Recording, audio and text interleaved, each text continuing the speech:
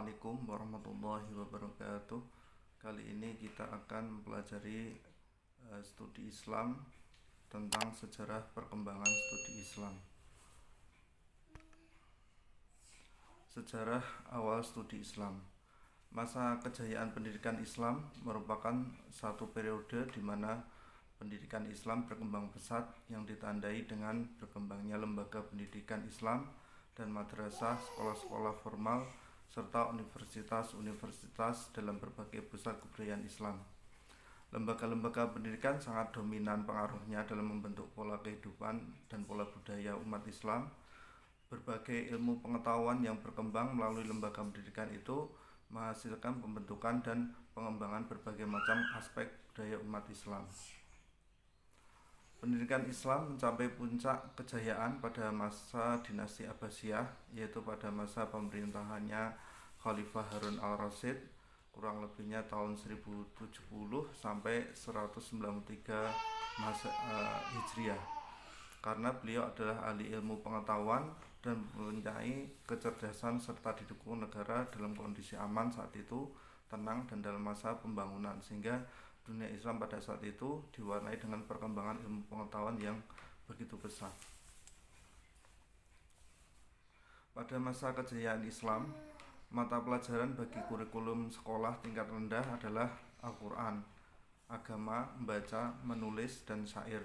Di istana-istana biasanya ditegaskan pentingnya pengajaran khitobah, ilmu sejarah, cerita perang, cara-cara pergaulan, ilmu-ilmu pokok seperti Al-Quran, syair, dan fikih.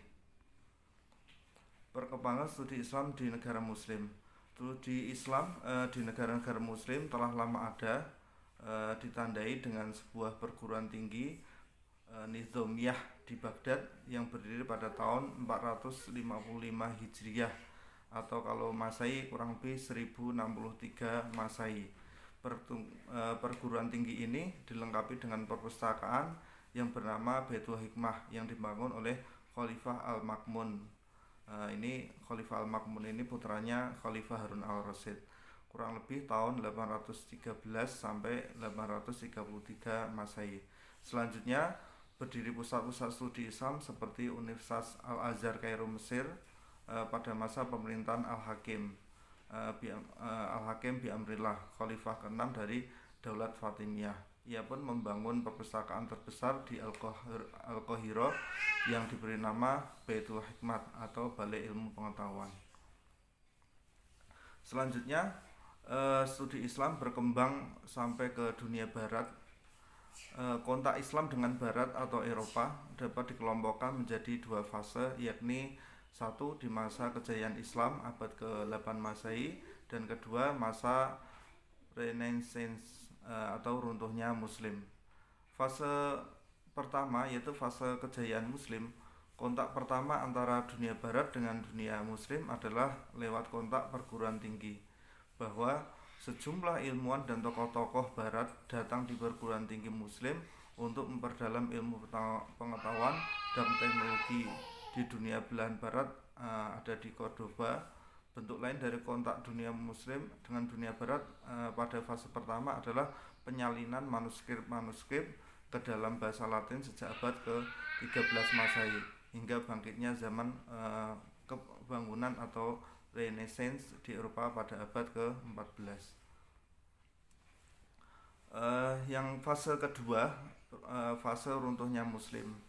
Selama abad Renaissance, Eropa menguasai dunia untuk mencari mata dagang, komersial, dan penyebaran agama. Kedatangan Muslim fase kedua ke dunia barat, khususnya Eropa Barat, dilatar belakangi oleh dua alasan pokok, yakni alasan pertama yaitu alasan politik dan alasan yang kedua adalah ekonomi. Alasan politik adalah kesepakatan kedua negara, yang satu sebagai bekas penjajah, sementara yang satunya sebagai bekas jajahan. Adapun alasan ekonomi adalah untuk mencukupi tenaga buruh yang dibutuhkan negara-negara Eropa Barat. Menurut Abdullah, kajian studi Islam Barat sudah mulai sejak abad ke-13 Masehi, jadi sudah cukup lama ya. Di masa ini universitas di Prancis begitu giat dalam mempelajari karya-karya sarjana muslim seperti karyanya Ibnu Sina, Al-Farabi, dan Ibnu Rus. Pemikiran Ibnu Rus bahkan menjadi trendsetter sehingga membentuk sebuah komunitas yang dinamakan Averroisme. Jadi para peneliti tentang Ibnu Rus. Selain itu, karya Ibnu Rus yang berupa buku berjudul Fasl al-Maqal juga menjadi buku rujukan para pelajar Eropa waktu itu. Filosof muslim lain yang karyanya juga dijadikan rujukan adalah Ibnu Sina yang memiliki karya yang berjudul Al-Qanun fi al-Tib yang membahas tentang masalah kedokteran.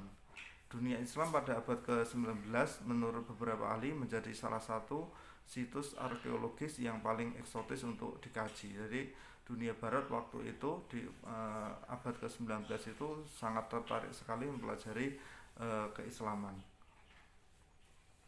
Pusat-pusat kajian Islam di barat.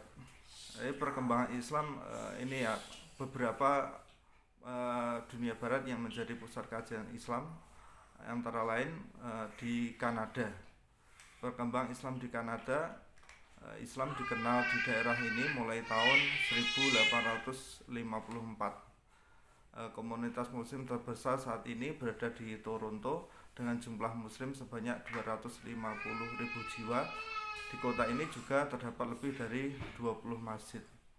Menurut survei kependudukan yang dilaksanakan di Kanada, Islam tumbuh sangat pesat dan melebihi semua agama yang lain. Dan Badan Statistik Kanada memprediksi pada 2017 saja populasi muslim meningkat sebanyak 160%. Hal ini membuat terbentuknya beberapa organisasi seperti Kongres Islam Kanada dan Asosiasi Muslim Kanada. Organisasi ini bahkan telah memiliki sekolah sendiri bagi para warga muslim. Menurut Jamali Sohradi, kajian studi Islam di Kanada pertama kali dilakukan di McGill University dengan tokoh utamanya Wilfred Cantwell Smith. Gagasan kajian ini dikarenakan banyaknya konflik yang timbul akibat isu agama. Hal tersebut yang membuat Smith membuka pusat kajian agar para sarjana barat paham akan ajaran Islam dan mengurangi kesalahpahaman di antara mereka. Kemudian pusat kajian ini berkembang hingga memiliki departemen tersendiri. Untuk lebih memperbanyak hasil penelitian tentang Islam, itu kajiannya. Untuk itu mereka juga mengundang para peneliti, profesor dan guru-guru besar dari berbagai negara di seluruh penjuru dunia agar lebih banyak lagi hasil penelitian tentang Islam. Perkembangan Islam di Amerika. Islam adalah bagian dari masa lalu Amerika. Edward E. Curtis adalah seorang profesor studi agama dan studi Amerika di Indiana University, Purdue University, Indianapolis. Dalam bukunya, Muslim di Amerika mengatakan bahwa Muslim selalu menjadi bagian dari Amerika Serikat, bahkan sebelum Amerika Serikat sendiri menjadi sebuah bangsa. Di Chicago, kajian Islam diselenggarakan di Chicago University. Dalam lembaga kajian ini dikaji tentang pemikiran Islam, bahasa Arab, naskah-naskah klasik, dan bahasa-bahasa Islam non-Arab. Di UCLA, studi Islam dibagi menjadi beberapa cabang ilmu. Pertama, mengenai doktrin agama Islam dalam pemikiran Islam, termasuk teks-teks klasik mengenai sejarah, hukum, dan lain-lain. Ketiga, bahasa-bahasa non-Arab yang Muslim, seperti Turki, Urdu, Persia, dan sebagainya, sebagai bahasa yang dianggap telah melahirkan kebudayaan Islam. Yaitu bahasa-bahasa itu dipelajari di sana karena dianggap sebagai bahasa yang telah melahirkan kebudayaan Islam di sana. Yang keempat, ilmu-ilmu sosial, sejarah, bahasa Arab, dan sosiologi. Selain itu, terdapat suatu kewajiban menguasai secara pasif satu atau dua bahasa Eropa. Perkembangan studi Islam di Jerman. Islam masuk ke daerah Jerman kurang lebih abad ke-8 Masehi. Islam berkembang dengan pesat dikarenakan peranan tentara muslim melawan Napoleon saat itu. Islam melawan Napoleon, Rusia, dan Polandia. Tentara muslim tergabung dalam resimen Towarki. Puncak perkembangan Islam di Jerman terjadi pada tahun 60-an. Populasi muslim di Jerman saat ini mencapai 3,7 juta jiwa. Pendidikan agama Islam di negara ini pun telah disetujui untuk masuk kurikulum dalam sekolah negeri. Namun masih terdapat beberapa kendala yang terjadi karena tidak adanya organisasi Islam yang diakui pemerintah. Hal itu membuat materi pelajaran agama Islam terhambat dan sulit untuk disampaikan. Terdapat sekitar 2.200 masjid dan musola di Jerman dan ada 70 masjid atau musola di ibu kotanya yaitu Berlin. Masjid di Jerman digunakan untuk berbagai kegiatan selain untuk tempat ibadah. Masjid digunakan untuk pengajian dan studi tentang pendidikan Islam. Studi Islam atau Islamic Studies di Jerman sebagaimana dilaporkan oleh Sansak Wardenberg yang dikutip oleh Azim Nanji dalam Rosihan Anwar difokuskan pada kajian-kajian tentang bahasa, budaya, dan agama yang lebih dikenal dengan seminar orientalis. Perkembangan studi Islam di Inggris. Awal masuknya Islam di Inggris melalui proses imigrasi. Imigrasi muslim ke Inggris terjadi pada akhir abad ke-18 dan awal abad ke-19 melalui pendaratan para pelaut yang direkrut oleh East India Company atau perusahaan India Timur dari Yaman dan Gujarat. Setelah dibukanya terusan Suez pada tahun 1869 dan sejalan dengan meluasnya ekspansi kolonial Inggris, para pendatang muslim semakin banyak dan mulai membentuk pemukiman baru di kota-kota pelabuhan seperti Cardiff, South Shield, dekat Newcastle, London, dan Liverpool. Dinamika perkembangan Islam di Inggris sejak akhir abad ke-19 dan awal abad ke-20, kaum muslim mulai menetap dan membangun komunitas di negara-negara Eropa. Studi Islam di negara ini digabungkan dalam School of Oriental and African Studies, Fakultas Studi Ketimuran dan Afrika, dengan berbagai jurusan dan program studi bahasa dan kebudayaan di Asia dan Afrika, termasuk juga mengkaji tentang masyarakat dan budaya Islam. Kajian mengenai Islam juga dilakukan di universitas di sana, seperti University of Cambridge dan University of Edinburgh, yang didukung Pangeran Kerajaan Arab Saudi yaitu Al-Walid bin Talal. Kedua universitas ini menerima bantuan sekitar 16 juta pound sterling. Hal ini juga adalah salah satu upaya untuk mengembangkan Islam di Inggris. Kemudian perkembangan studi Islam di Australia. Di Australia mulai banyak dibuka prodi studi Islam untuk mengimbangi minat para mahasiswa yang mempelajari Islam dan Arab. Jumlah peminatnya tidak tanggung-tanggung, mencapai lebih dari 200% sejak tahun 2008. Salah satu tujuan mereka adalah ingin tahu nasib warisan Islam yang berada di Timur Tengah. Alasan lainnya adalah terkait dengan revolusi serta konflik yang sedang berlangsung.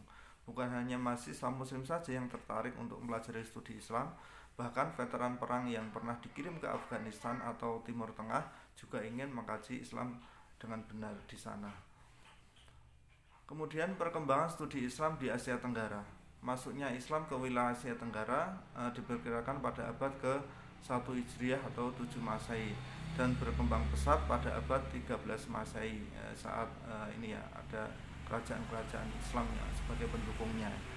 Islam di Asia Tenggara sangat berkembang pesat dan dapat diterima dengan baik karena dalam penyebarannya Islam di Asia Tenggara menggunakan cara yang demokrasi tanpa kekerasan. Islam Asia Tenggara memberikan gambaran real terhadap apa yang disebut sebagai Islam lokal, yang mencerminkan suatu pertemuan budaya sosial dan intelektual antara budaya lokal dan Islam. Beragamnya suku bangsa dan etnis di Asia Tenggara memberikan gambaran nyata bagaimana Islam dapat bertahan sekaligus membentuk satu komunitas religius. Untuk perkembangan studinya kemarin kita sudah bahas, tidak jauh berbeda dengan di Indonesia ya. Jadi pertama-tama di musola-musola, di masjid-masjid, kemudian berkembang ke pondok pesantren, ke sekolah-sekolah, akhirnya perguruan tinggi seperti itu. Mungkin itu saja yang dapat saya sampaikan. Kurang lebihnya saya mohon maaf yang sebesar-besarnya.